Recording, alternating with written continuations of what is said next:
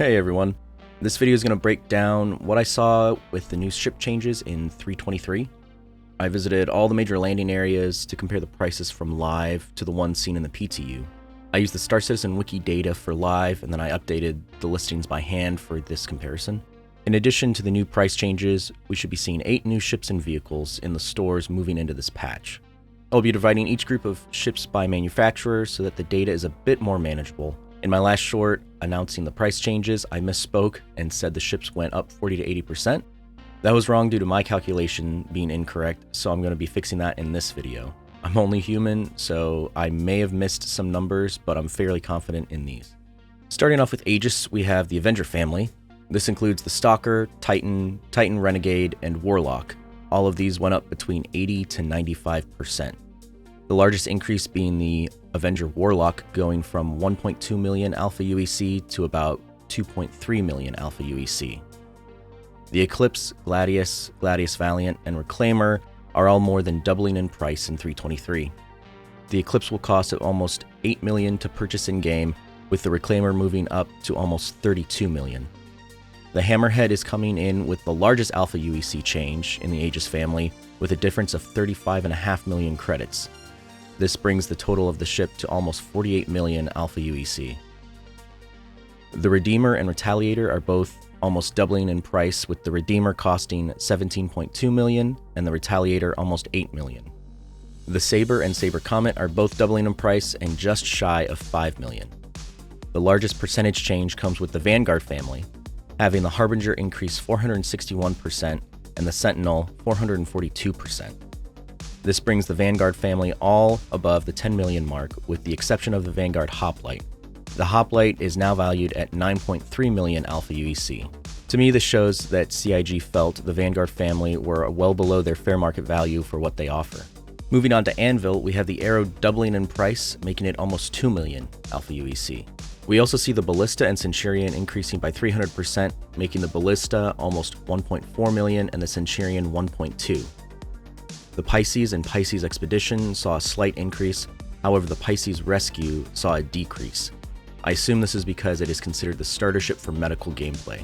Surprisingly, the Carrack is only going up 29%, bringing it to 34.4 million Alpha UEC. Most of the F7 Hornets are doubling in value, with the biggest change being the Super Hornet, bringing it to 4.8 million Alpha UEC. The Anvil Gladiator is moving up to 4.4 million Alpha UEC, with the Hawk increasing to 2.7. The largest change in the Anvil family is the Hurricane at 356%. That brings the Hurricane from its previous 1.2 million to 5.6 million. The Spartan is also seeing a significant increase from 255,000 to almost 850,000. The Terrapin Scout ship is moving up to 5.5 million. The Valkyrie closes with the second highest change of over 15 million, making it almost 19.9 million in 3.23. With Aopoa, we have the Cartual, which will now cost around 7.3 million, and the Nox 723,000. We also have the Santok Yai being added this patch at around 9.4 million. The Argo Mole is the biggest change for its manufacturer, increasing to almost 11 million to purchase in-game now. This continues the trend of multi-crew ships seeing some of the more significant price increases. The MPUV family is seeing some of the smaller increases, bringing the cargo to 331,000 and the personnel to 378,000. The Raft is increasing to just over 3.5 million, keeping it in line with other ships of its class. Coming to the smallest manufacturer, we have Banu, which will see the Defender increasing 124%. That brings it to around 6.2 million Alpha UEC. With the change to ship weapons coming in 3.23, I wonder if we will see more people flying the Defender to test out the capability of the singed weaponry. Consolidated Outland is seeing a discount on the Hover Quad, taking it down to 56,700. The Mustang Alpha is seeing the highest increase of 156%, but that just brings it closer to the rest of the Mustang family. The Mustang Delta is remaining the most expensive of the group at around 1.2 million Alpha UEC. The Nomad will now be 1.5 million Alpha UEC, putting it just below that of a medium freighter.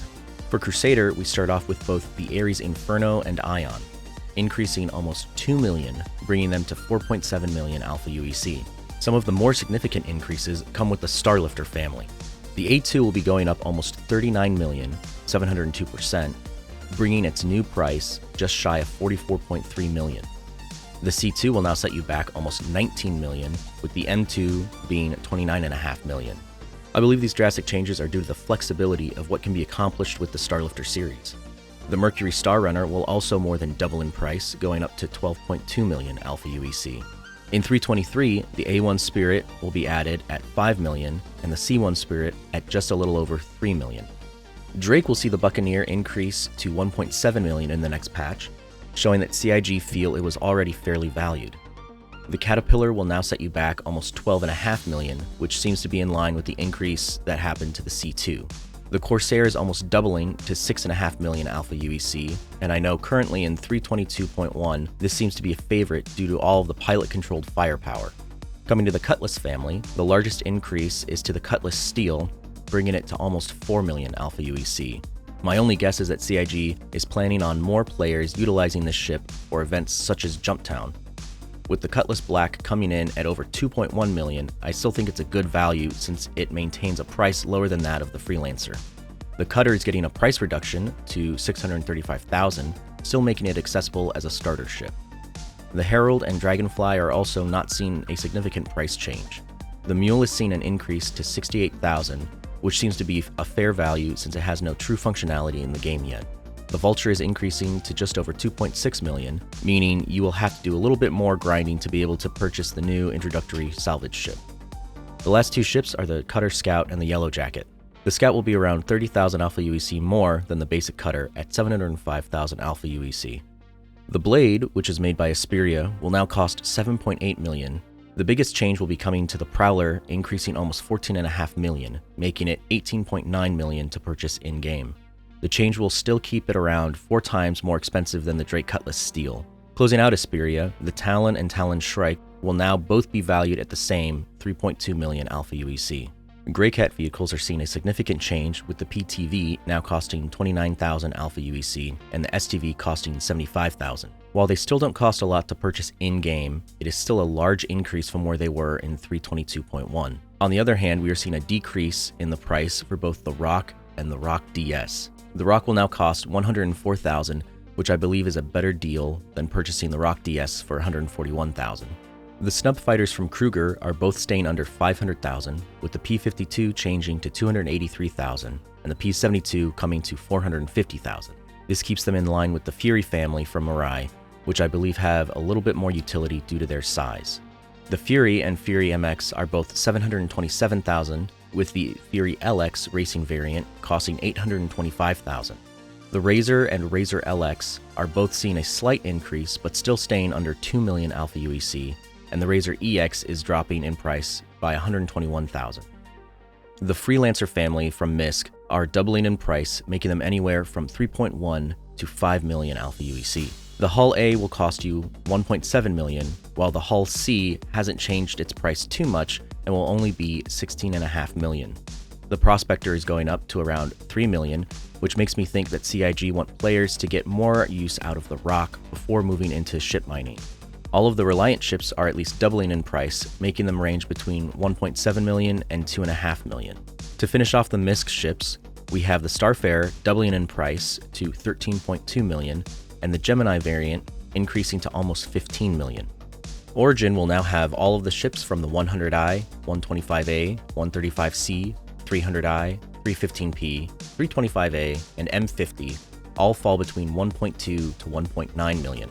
The 85X will now be the cheapest ship from Origin at just 573,000 Alpha UEC. The 350R is the last ship below 10 million from Origin at 3.8 million to purchase. If you want to dip your toes into the luxury yacht game, the 400i will start you out for around 11.5 million. Upgrading the experience to the 600i Touring will bring you to 25 million, and the 600i Explorer 27.2 million. Surprisingly, the largest ship from Origin, the 890 Jump, only doubled in price to 65.4 million Alpha UEC. I know some people and organizations find having an 890 Jump as a goal to strive for, and depending on how the economy changes only time will tell how long it will take to get there. With RSI, the Aurora family is still somewhat budget-friendly and will cost you anywhere from 424,000 to just over 1 million Alpha UEC. That seems to be somewhat balanced out with the Constellation family costing anywhere from 8 million to 15 million. The Constellation Andromeda saw the largest increase out of the 4 ships. If you want to get into quantum interdicting, you'll now need 3.5 million Alpha UEC for the Mantis, or 5.5 million for the Scorpius Antares. Just a regular Scorpius is slightly cheaper at just a little over 5.4 million. Finishing off RSI, we have the Ursa rover, which will be moving up to 120,000. Coming to our final manufacturer, Tumbril is bringing a lot of changes to its lineup. Before, all the Cyclone variants were the same price, and now we have a little bit more variation. The Cyclone RC, RN, and TR will be around 130,000 Alpha UEC, with the Cyclone AA and MT ranging from 110 to 160,000. The last offering from Tumbril is the Nova tank, which will now cost just over 960,000 Alpha UEC. To give you a better idea of how much prices have changed from 322.1, it would cost you around 330 million to purchase every single ship available. Now it will cost you around 784 million Alpha UEC to accomplish the same thing. That's a total increase of around 450 million. I know this is a lot of numbers being thrown around, so if you made it to the end of this video, I want to say thank you. It's taken a lot of time to gather these numbers, and I hope you find them useful. It will be interesting to see how these changes to in-game ship prices affects players in the long term. With economy changes on the horizon hopefully, only time will tell if we get another wipe. As of right now, I believe a good portion of players either have already purchased the ships they want in-game, or have a means to generate the credits they need. The general feeling I've gotten from players I've talked to is that they would be okay with CIG deciding to do a full wipe going into 323. I know that may be an unpopular opinion, but it has been some time since the last full wipe, and we've had a few money exploits since then. I'd love to know what your thoughts are on CIG doing a full wipe, or waiting until more significant economic changes come.